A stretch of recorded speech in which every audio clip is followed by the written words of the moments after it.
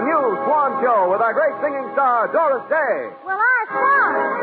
A new singing favorite, Bill Farrell. That's me. Irene Ryan, the Four Hits and a Miss, the new Les Brown Band, and our surprise guest. We're Swan exclusively. How about you? Yes, how about you? Oh, me? My name is Robert. If you don't see the pale face, mine will be redder. Is that all right, Paramount Hope?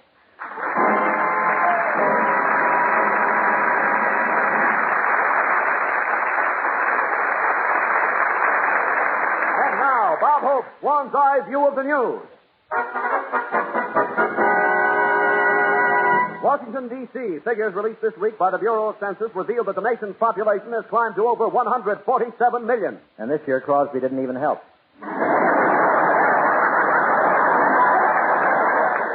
It's so crowded here in Los Angeles now, Mayor Bowen has just issued a decree ordering all dogs to walk on their hind legs.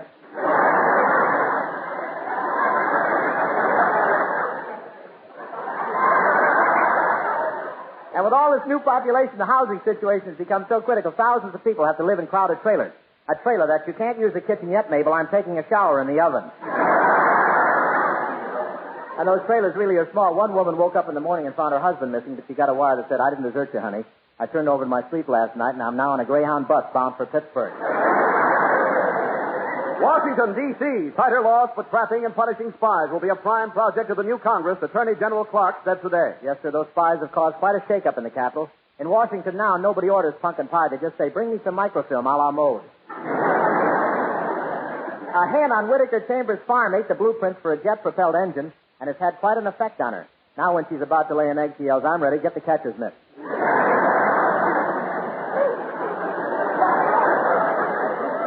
And all this spy investigation over here has had an effect on the Russian hit parade. Their three latest songs now are "You Call Everybody Comrade," "Buttons and Borscht," and "I'll Be With You in Pumpkin Cutting Time."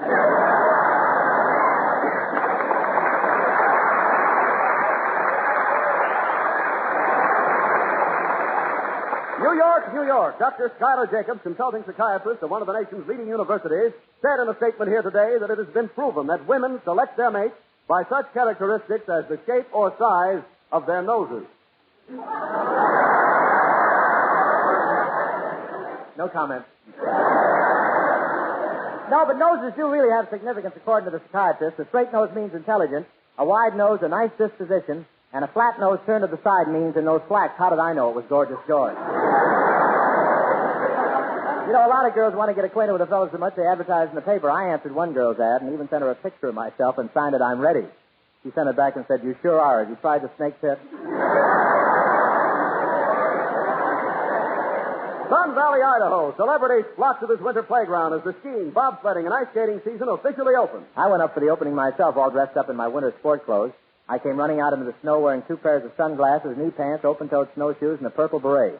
A penguin took a look at me and said, "I'd better lay off those Mexican cigarettes and go back to cool." John L. Lewis is taking up ice skating this year, too, but even though he's a beginner, he's not wearing a pillow. He's just combing his eyebrows around to the rear.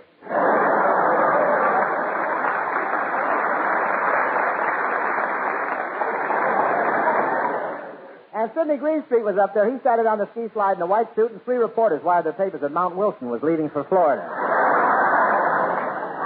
I went skiing once. I strapped on my skis like the instructor said. I crouched at the top of the hill like the instructor said. I went speeding down with my legs spread apart like the instructor said. Why didn't he say something about that tree in the middle? But I'm still crazy about the sport, though. In fact, I went skiing right here in Hollywood this afternoon. I strapped a lever brother on each foot and slid down a cake of Swan. Stop! Stop, I say. What happened? Egad, that I should live to face this horrible moment. That I should hear the sweet, pure, fragrant words. Swan. Spoken through the flabby lips of a comedian. Must be Oscar time, huh? Heavens to Betsy, boy. Bubble Brain, have you been snapping your shower cap again? What's happened? Don't try to jest your way out of this. You, sir, have broken a trust. Mm-hmm. You have violated Section 5, Article 7 of the Lever Brothers Code. Tell me more. You said the word Swan. And you weren't standing at attention. I was at attention. My pants are at ease. That's all. Wait a minute. Hi, listen. couldn't resist it. I threw it in. Hi. I want you to know that I've used Swan in the bath so often I can't stand at attention. I have such a soft white spine, I just dangle from the shoulder. Look, you dehydrated down Wilson. I was just trying to help you sell the stuff. But, Bob, I need no help in selling Swan. It's the newer, better white floating soap made by a modern, patented process no other soap can use. A process that makes Swan as mild as finest Castile. Swan's rich, creamy suds rinse away so completely, it never leaves you with that taut, soapy feeling. Oh, and that taut, soapy feel is awful. I washed with another soap once, and my skin was so stiff they had to give me a rub down with hot blubber before I could tie my shoe. Honest. And that's just another reason to use Swan. And how the housewives go for it, because Swan is the perfect white floating soap. Just right for every soap and water job in the house. Break a cake of Swan in two. Use half in the kitchen, half in the bath. You'll find mild, pure Swan, the best soap afloat. Well, I Swan.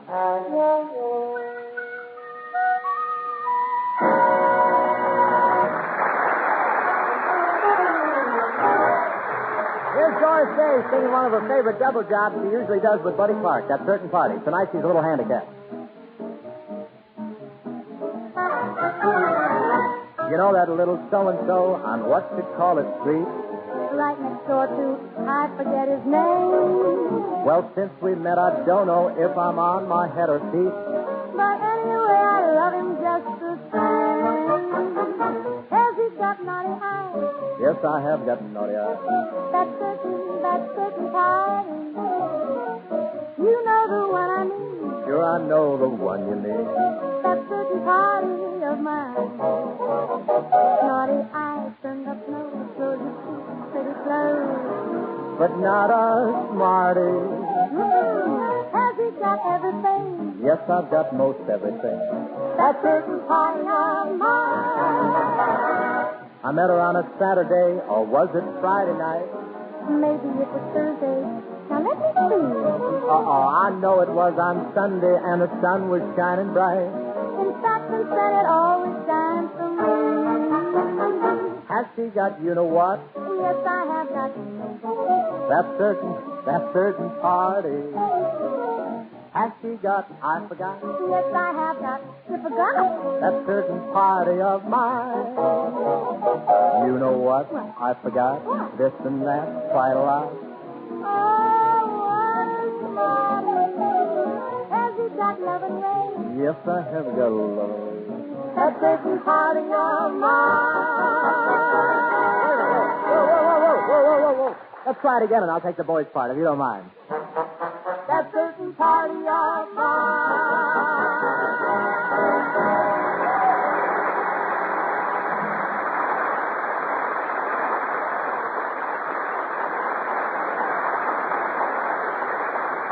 Doris, you sang that number beautifully, and you were great the other night at Les Brown's party. Wasn't it clever of Les to give give a party to celebrate the lifting of the recording band? Oh, yeah, it was swell. And that was such... You know, Bob, that was such an unusual game the musicians were playing. Spin Phil Harris. Well, he wouldn't let go of the bottle, you know. Oh, but it really was a wonderful party, wasn't it? And Bob, isn't Les a terrific host? Did you see the turkey he had? Yeah, I never did find out what her name was. Where do you find that brute? The minute she came into the room, I said to myself, that's either an ugly woman or a good-looking man. Oh, Bob, you certainly were popular at the party. The way all those girls flocked around you and brought you drinks and fought over who danced with you. Oh, Doris. Just imagine what a thrill it was for just plain ordinary me to be going out with great, big, wonderful, handsome you. You really mean it? Yes. I have so much more than Gregory. Why should I fight it?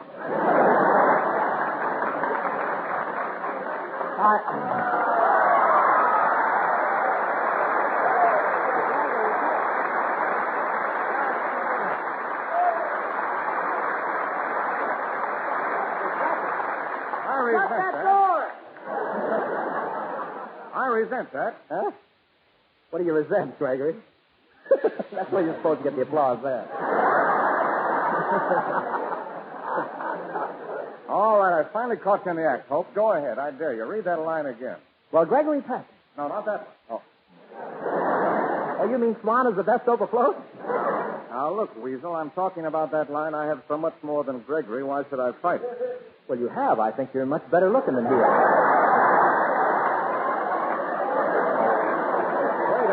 Wait a minute. I'm Gregory.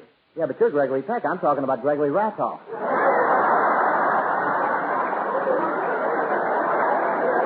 Hope, listen to me. Since you've been kicking my name around on your program, I've been getting smaller and smaller parts and pictures. And the part the studio gave me today was the last straw. Well, what part did they give you? Well, let me put it this way. I'm liable to get a nasty wound if Roy Rogers is wearing spurs.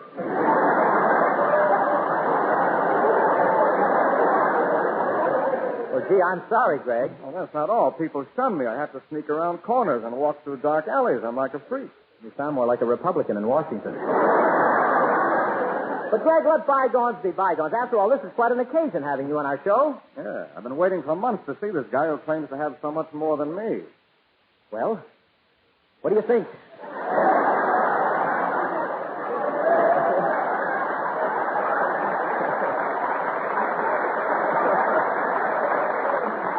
Were you sick long? Yeah.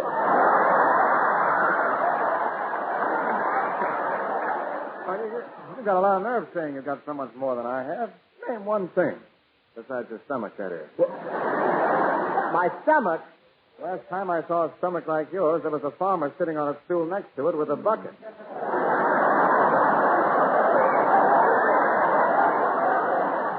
Well, it's just baby fat. Now, listen, Bob, either you stop using my name in your program, or all you'll want for Christmas is your 2 front teeth. Look, Buttons and Bowlegs. You should be honored that I use your name on the show every week. Now, don't give me that honored stuff. As far as this show is concerned, it's Goodbye, Gregory. But, Greg, it's good publicity for you. Goodbye, Gregory. A lot of people hear this show. It'll help your career. Goodbye, Gregory. If you let us use your name, I'll see that you get $100 every week. Hello, Mort.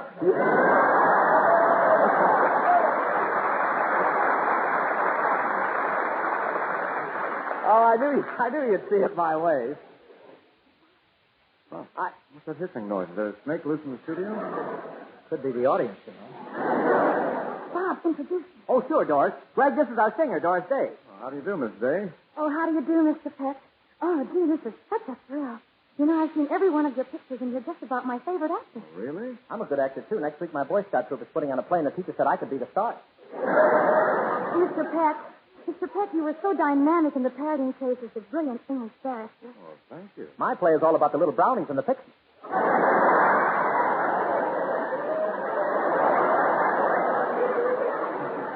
And Gentleman's Agreement, you were really convincing as the shirtless magazine writer. I play the part of a toadstool, and nobody can eat me because I'm poisonous.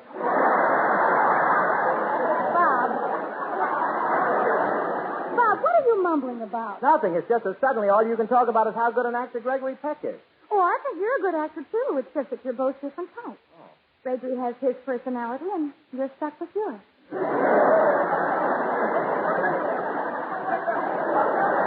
No personality. Listen, kid, all I know is that the last week Arthur Murray promoted me from sitting on the bench to dancing with him. Huh. And, I wasn't prepared for that, was I? And not only that, but I can tell you... Bob, can I read it now? Oh, hello, Hi. Greg, this is Hi Everbeck, our announcer-type man. Well, how do you do, Mr. Peck? Can I read it now, Bob, my poem, Gregory Peck? Well? Ode to Gregory Peck. I never miss an opportunity to see you on the screen. Your acting is always dynamic, and your hands are always clean. Greg, you saw your last picture through a soap dish. Well, Bob, no matter how you look at it, Swan is the newer, better white floating soap. Better because Swan is made by a modern, patented process that no other soap can use. Its richer, harder-working suds rinse away so completely that dishes never need wiping. And Swan's richer suds keep your hands soft and smooth. That's true, Greg. My hands are so soft, if I want to wear a ring on my finger, I have to put a washer on first. And Swan is so economical because you can break it in two. Use half in the kitchen and half in the bath. And wherever you use it, you'll find that Swan is the best soap afloat. Oh, thank you, Hi. You did a fine job for Swan. Takes 2 Lever Brothers out of petty cash. Gee, Bob, you certainly have a lot of talented people on your show. That Hi Everback reads very well. Yes, he does. And Doris, you sing beautifully. Oh, it's so nice of you to say so. Greg, how about me? You'll be a big hit as a toadstool. Well, I have to be running along, Bob. It was nice seeing you again, and it was very nice meeting you, Doris. Oh, the pleasure was all mine. And now that you're leaving, Mr. Peck, I guess I ought to confess something. Oh, what? Well, even though I like Ray Cooper because he's the tall, silent type, and even though I'm fond of Clark Gable because he's got some muscular build, and I like Bogart because he's rough and tough. Yeah? And Mr. Peck, when I look at your picture every night on my dresser, I don't have to turn off the light switch. I just black out. I have so much more than Bob hopes. Why should I fight it?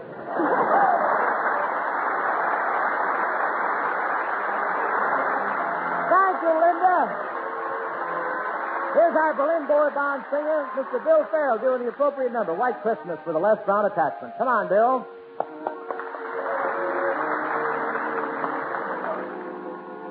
I'm dreaming of a white Christmas, just like the ones I used to know, where the treetops glisten, dreaming of a white Christmas, with every Christmas card I write. May your days be merry and bright, and may all your Christmases be white.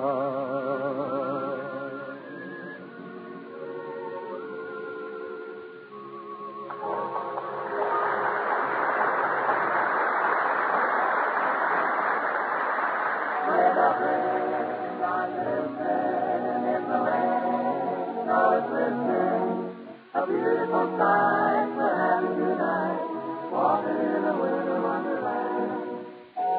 In the lane, snow is glistening. Sleigh bells ring, are you listening? Gee, just 3 more days. I got to get a Christmas tree. But I don't see why I should pay for it. It's so foggy, nobody will see me if I cut a tree right down. Put one right down here at the edge of this course. Boy, this is tough. Okay.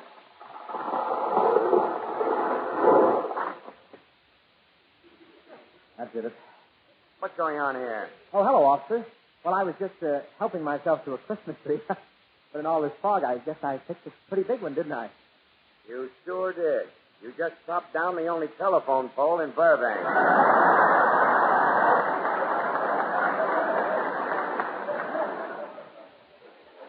Well, I couldn't see very well. It's so foggy, and I'm sorry. Yeah. Well, get out of here and don't let me catch you around this park again. Oh, I won't. I promise, officer. If I'm not telling the truth, may I never get an offer from some other network.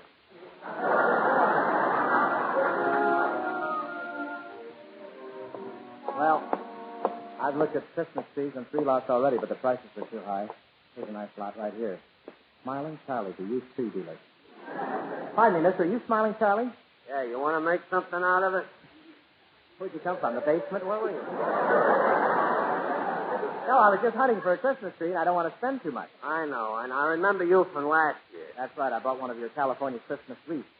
4 cranberries stuck on a ring of cactus. Yeah, and 2 weeks later you brought it back and wanted your money refunded because you said the cactus needles only played 12 records. Well, that's right. One of them broke down and ruined my favorite record, Margaret Truman singing Quanta Lagusta.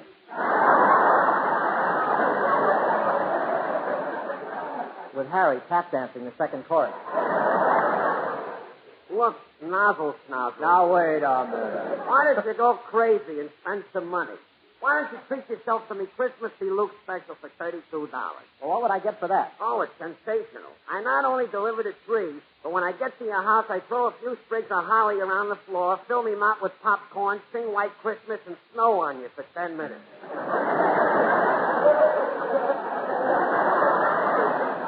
Well, I'll go look someplace else. You're a little expensive.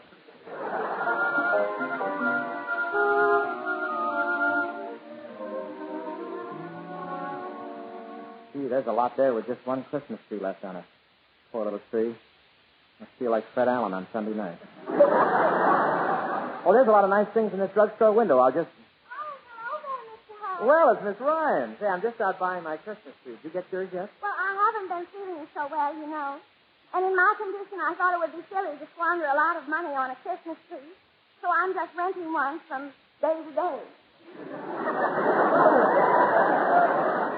The Santa Claus that comes to her house is on a stretcher pulled by 4 interns. What were you buying in the drugstore, Miss Ryan? Oh, they had quite a bargain on a new kind of nylon stockings. They're wonderful. But the clerk told me when I washed them, I'd have to dye them on something that's the shape of my leg. But he couldn't find anything exactly that shape. Well, what did you do? But he finally sent me to the golf department to see if they had a putter. Well, you should have reported that clerk to the manager. I did.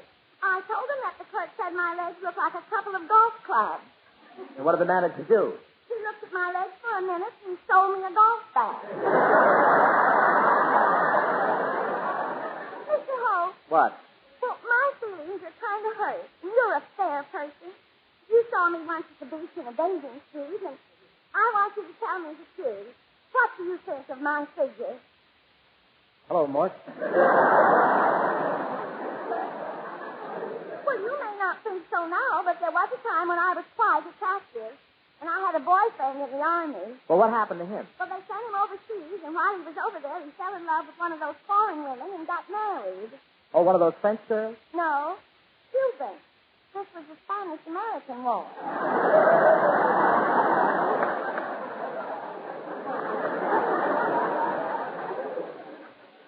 Well, maybe you'll meet some other man, huh? Oh, yes, I'm not worried. Like Shelley the poet said, if you'll just have patience, a flower will grow in your garden of life. Yeah, well, you better hurry. Your topsoil's getting a little thin. Well, I've got to get along, Miss Ryan, and buy that Christmas tree. Oh, the holiday season does cost a lot of money, but I did save quite a lot on my Christmas card. Well, how's that? Well, my doctor just sent back my x-ray pictures, and my liver turned out to be shaped just like a reindeer. So I'm just going to paint some antlers on it and say Merry Christmas from deep down inside me.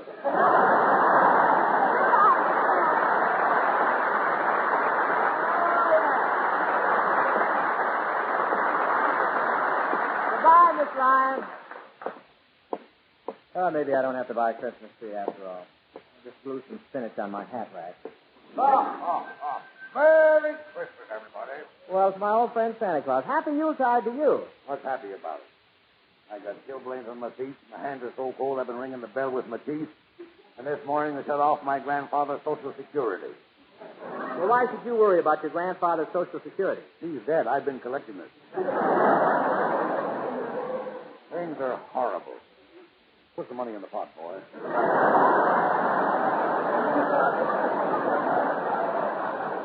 Well, I'm sorry you have such a sad story to tell. You ain't heard it all yet. You know what happened yesterday?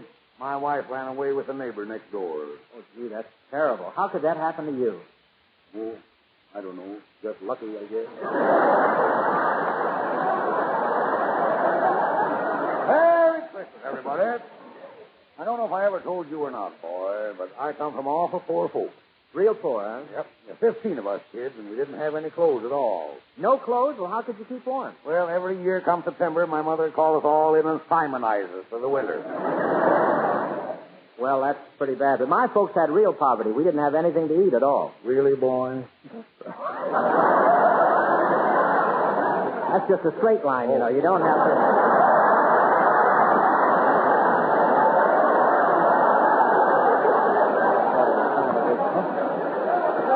Sneaky fellow actor. Yeah, all right, we'll go. Yeah, we had... Give me that in there. We had real poverty at our house. Our kitchen was so bare, the mice used to come in, take a look around, and leave something for us in the trap.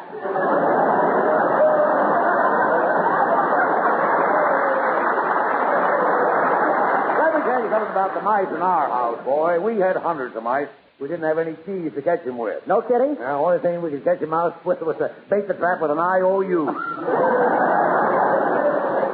Put the money in the box, boy. Just a second, Santa. Who does this money go to? Well, it goes to buy parachutes for baby kangaroos that fall out of their mother's pouches. Look, do you realize that what you're doing is practically larceny? It is.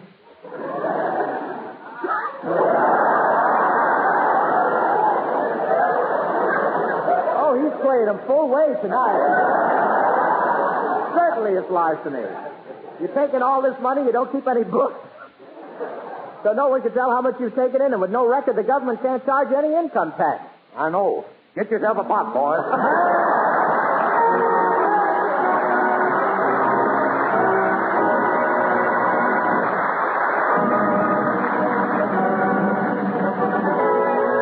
Okay, Wallace. Thanks for the memory of our famous guest tonight, who always does all right. On street or show or radio, To us, he's dynamite. We thank you so much. Ladies and gentlemen, we're saying Merry Christmas a few days early on account of tonight we're hopping a plane to Germany to spend Christmas with the men who man the Berlin airlift. Operation Vittles, they call it, and what an operation. Every 4 minutes, the plane takes off, loaded with food and fuel and faith in man's humanity toward man. No matter the time, no matter the day, and no matter the weather, those planes keep flying. And believe me, Dunder and Blitzen and Prancer and Dancer wouldn't take off in some of that weather. Yes, sir, Christmas in Berlin this year won't be as merry as Christmas in Manhattan. There won't even be Christmas trees in Berlin. They've been cut up for firewood. But there'll be plenty of signs of America's goodwill toward men. In fact, one every 4 minutes. So next week you'll be hearing us from Berlin with Irving Berlin, Jinx Falkenberg, Jane Harvey, Irene, Bill, and a few surprise guest stars. Till then, Merry Christmas, ladies and gentlemen. Merry